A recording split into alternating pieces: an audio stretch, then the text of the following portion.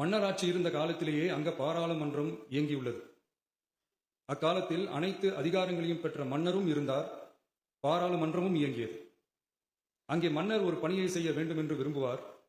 பாராளுமன்றம் அவருடைய விருப்பத்தை பெரும்பாலும் நிராகரிக்கும்.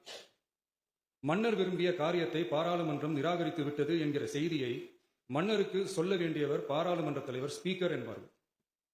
பாராளுமன்றத்தின் கருத்தை மன்னரிடம் சொல்ல வேண்டியவர் ஸ்பீக்கர். அதற்கு துணிவு வேண்டும். சில பணிகளை செய்வதற்குத்தான் பாராளுமன்றத்தின் அனுமதி வேண்டுமே தவிர அந்த ராஜ்யத்தில் உள்ள எந்த பிரஜைக்கும் மரண தண்டனை விதிக்கும் அதிகாரம் மன்னருக்கு உண்டு. தான் விரும்பியதை பாராளுமன்றம் நிராகரித்து விட்டது என்று சொல்லும் ஸ்பீக்கருக்கு மரண தண்டனை விதிக்கும்படி ஆணையிடுவார். தலையை வெட்டி விடுங்கள் என்று ஆணையிடுவார்கள். இது பலமுறை நடந்ததால் யாருமே இந்த ஸ்பீக்கர் பதவிக்கு வர விரும்ப மாட்டார்கள். எனவே புதிதாக பாராளுமன்றம் அமையும் போது ஸ்பீக்கர் பதவிக்கு ஒருவர் அறிவிக்கப்பட்டவுடன் அவர் உடனே தலை தப்பித்தால் போதும் என்று ஓட்டம் பிடிப்பார்.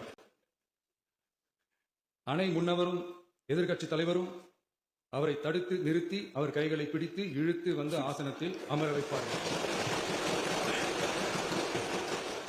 இதுதான் அந்த காலத்தில் இருந்து வந்த மரபு.